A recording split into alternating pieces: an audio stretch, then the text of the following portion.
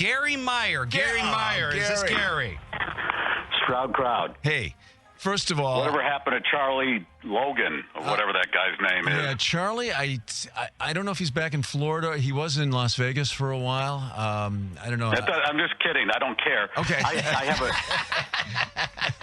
Hey, you got time for a Tingle story? Yes. Or do you have to stay with the format, or they're gonna? No. What are they gonna do? They're going to Fire let me you? go if I don't. No, what you dude, want. we do whatever we want. It's all good.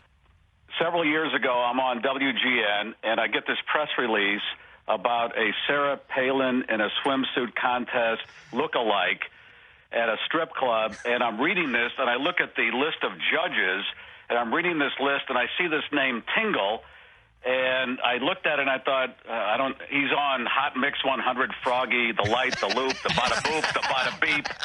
I don't know, some station that's some write-off for some corporation.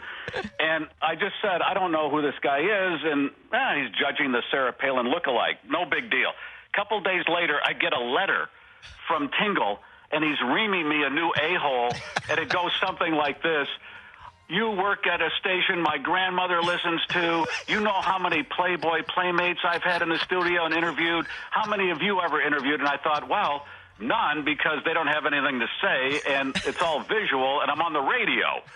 And I got a kick out of it because I thought, this reminds me of me when I was first starting. The guy's got a lot of spunk, but I thought also, Ting, this is my third or fourth climb up the mountain, the radio mountain. You're at base camp, brother. Okay? That's great. But I got a kick out of it. And Ting, thank you for showing me that you're really into it and had some real energy going there, because that's what we did. We looked for the person who was in front of us and went on the attack. That's what you do. Hey, Gary, you know what that was? By the way, you know who that wasn't me, right? What do you mean? Okay, so I'll tell you the story behind this. So when that came out, when that whole story, people told us about it. Yeah, they called us up. Our boss at the station did that on his own, and he came and he told us that he did it, and we're like, what? Well, actually, he didn't tell us right away. All of a sudden, everybody kept saying, like, hey, Garry Meier's ripping on you guys. And we're like, why? What did we do to him? So then we started attacking you on our show, and then it just turned into this thing. But it wasn't even us to begin with. It was, and I have the letter. It was sent to me. I'm like, oh my God, we look like total punks to Garry Meier. He's gonna think those bastards. And that wasn't us, Gary. No. That wasn't. Oh, but thanks for giving I'm us credit. shocked to hear radio management is inept. You know, it's great to talk with you. You know, all these years in radio, we never had a chance to talk to you, but you got a chance to hang out with Bob not only at the Loop but also WLSL at the same time, right, Gary? Yes, Bob and I have spent a number of years crossing paths in the radio business, and I'm glad Bob was there to witness some of the stuff we saw, because if I tell other civilians, they don't believe it. But Bob was there. He witnessed it. Bob, I want to bring up a moment that I have photo evidence of. Paul McCartney comes into town years ago to promote this movie that was kind of awful that he did, Give My Regards to Broad Street.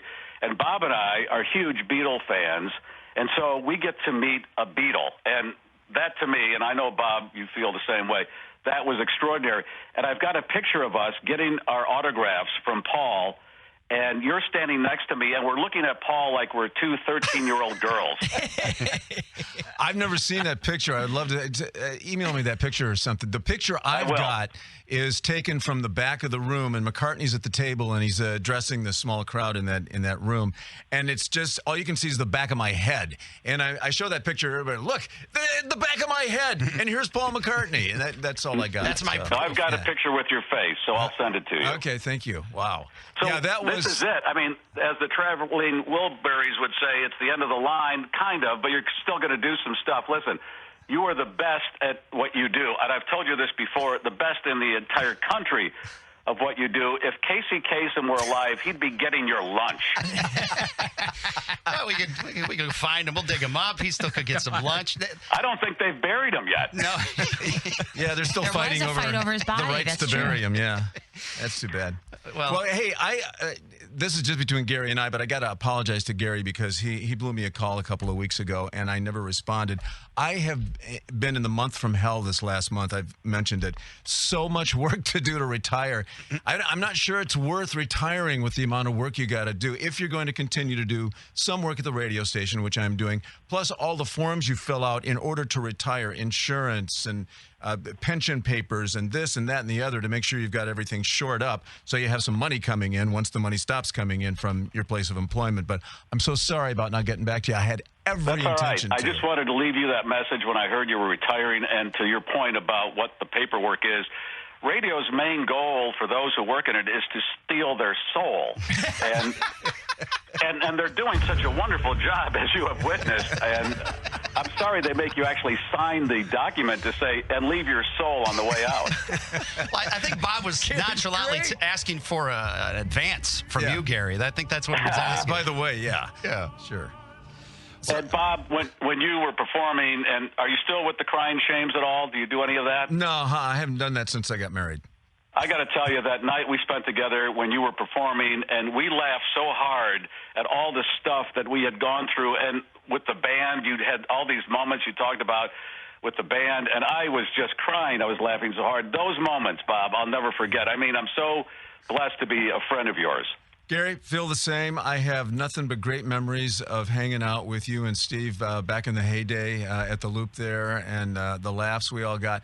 The one story, I can't really. Give it to us. Give it to us. I shouldn't really tell this on the air, and I'm not sure I can get away with this. But Gary will. What are they going to do? Fire you? Yeah. Exactly. Thank you. Change the names. So it was you two at the Rosemont Horizon, and we were up in the Loop booth.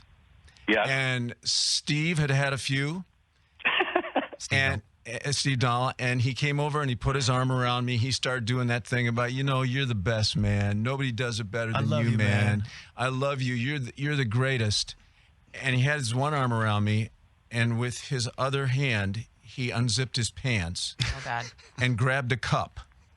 And I got so shocked at what was going on. And he said, hey, I can't go to the bathroom because they won't leave me alone in there. And so I came to work the next day, and I said to you'll never believe what happened. And I told you the story. I said, but don't tell Steve.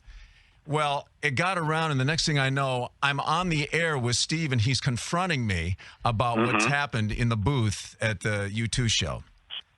Okay, Bob, you don't remember this, but the radio station made us do drug testing in the booth during these concerts.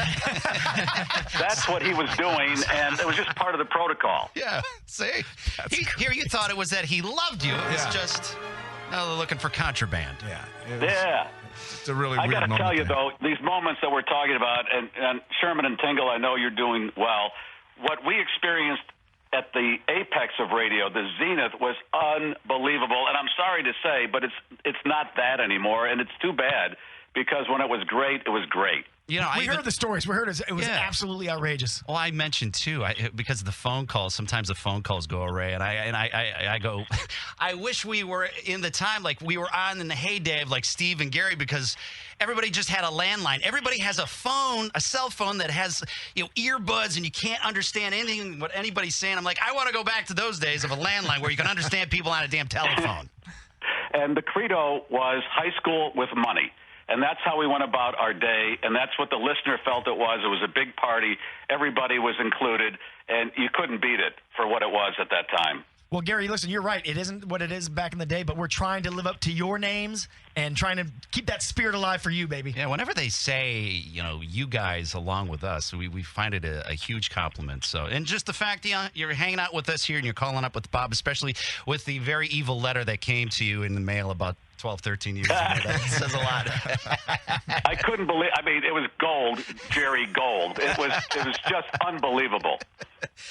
Well, hey, thank you so much, Garry Meier. Any final words to Bob, because we're killing him right after you end the phone call. Yeah. All right, Bob, we'll spend time together during your retirement, I hope. Let's do it. Let's get some coffee like we used to back in the old days. All right, Stroud crowd, and tomorrow that chair won't be filled by the Stroud crowd, and that's the end of an era. Nobody can fill your shoes, I swear to God. Love you, Gary. Thank you. I don't know who's filling your shoes, but they shouldn't even wear shoes because they can't. We'll make sure that happens. Nobody wears shoes. There you go. All right. Thank you, Gary. Thanks, Bob. Okay. All right. See you.